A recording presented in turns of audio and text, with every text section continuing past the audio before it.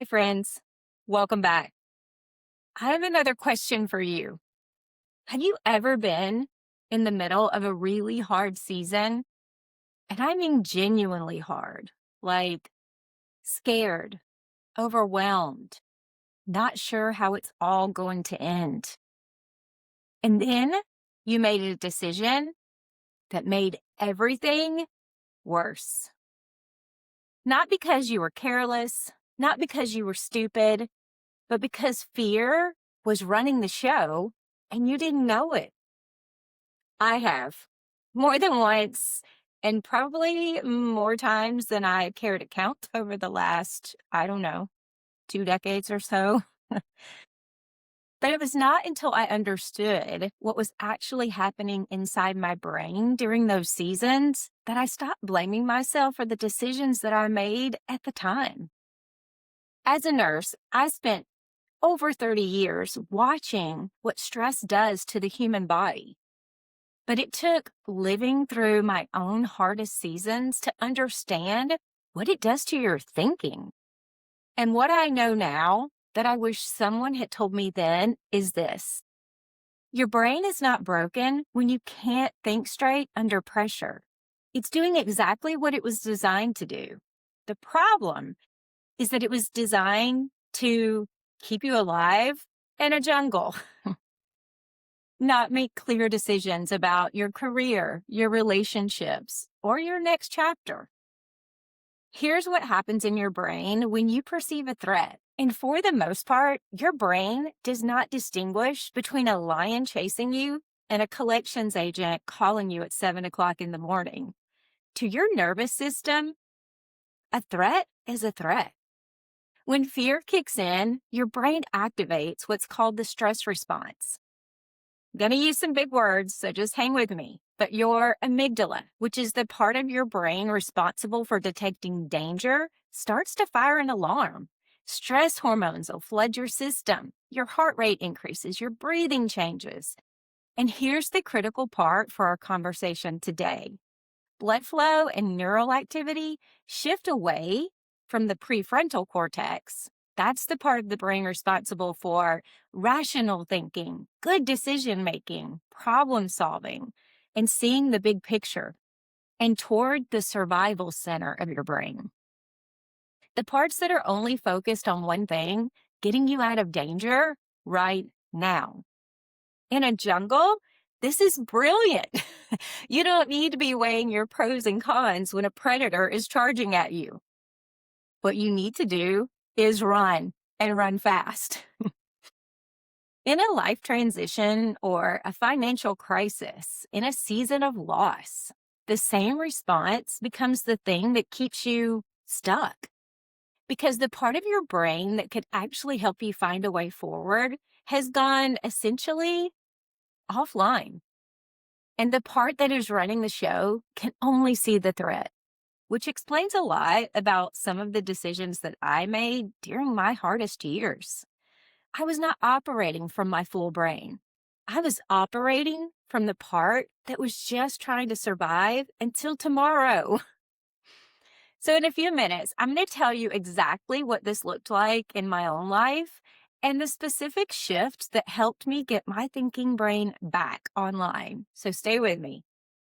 When my husband and I were in deep debt, and I'm going to give you the full story on that in an upcoming video because it really deserves its own. But for right now, just know my husband and I made a business decision and we ended up in deep debt. We were definitely in over our heads. And during that same time, I did the same thing every night. I would lie awake doing math in my head, running the numbers over and over, trying to find a solution that I had already looked for 100 times before. That was not problem solving. That was my threat detection system running on a loop. My prefrontal cortex, the part that could have actually helped me think creatively about our options, was essentially asleep because fear had taken the wheel. And here's what I want you to hear. Every decision that I made from that place was reactive, scared. It was spinning out of control. And all of those decisions made things harder for me. Not because I was making bad choices on purpose, but because I was not really making choices at all. I was reacting. There is a difference. The night that I laid down in my living room floor and stopped trying to solve it all, stopped running the numbers, stopped trying to control the outcome, something shifted. Not because the problem went away, but because I stopped feeding the threat response and I gave my brain a chance to come back online. Here's what I want you to sit with. Every day that you spend making decisions from a fear state is a day that you're working with just a fraction of your actual thinking capacity. The problem doesn't get smaller, but your ability to see solutions to your problem does get smaller. And those are two very different things. A researcher named Rick Hansen, a neuropsychologist who has spent decades studying how the brain responds to stress, talks about what he calls the negativity bias. The brain is wired, as he puts it, like Velcro for negative experiences and Teflon for positive ones. Because for most of human history, missing a potential threat was more dangerous than missing a potential opportunity. What that means in practice is that when you're in a hard season, your brain is actively scanning for more evidence that things are bad, more evidence that you are in danger, and more evidence that it's not going to work out for you. And this is not because your brain is working against you. It's because it is trying to protect you. But protection and problem solving are not the same thing. And you can't access the second one until you interrupt the first one. This is why the alignment method framework that I use for my coaching starts with what I call belief recovery before anything else can happen. Not goal setting, not action planning, not strategy, but belief recovery first. Because until your nervous system feels safe enough to come out of threat mode, you can't access the thinking you actually need to be able to move forward. You're not stuck because you're not trying hard enough. You may be stuck because your brain has been in survival mode for so long, it's forgotten what it feels like to really think clearly. So here's what I want you to do. And this is simple enough that you can do it today. Right now, less than 5 minutes. The next time you feel the spin starting, the looping thoughts, the 3 a.m. math calculations, the same fear running on repeat over and over, I want you to do one thing before you try to solve your problem. I want you to name what you are feeling out loud, or you can write it on paper. And I want to be clear, this is not what you're thinking. This is what you are feeling. So it can be just one word. Are you scared? Are you overwhelmed? Are you angry? Are you fearful? Are you feeling hopeless? Whatever is true for you. There is neuroscience behind why this works. Research by Dr. Matthew Lieberman at UCLA found that labeling an emotion, simply naming what you're feeling, reduces activity in the amygdala and increases activity in the prefrontal cortex. In other words, naming the feeling can figuratively turn your thinking brain back on. And that's what we need. We need our thinking brain at full capacity. And I don't know if you remember from a few videos back, but I talked about the night that I was going to publish this YouTube channel. And I was so afraid. And my husband kept saying, "What's wrong? Just do it." And I'm like, "I'm afraid." And he told me, name it. Name what you're feeling. And I did. I named it in great detail. And afterwards, I was able to move forward and hit publish. So I know this works. Okay. And just remember, you're not venting. You're not whining. You're not wallowing. You're performing something that's like a neurological reset that makes every decision you make afterwards more likely to actually help you.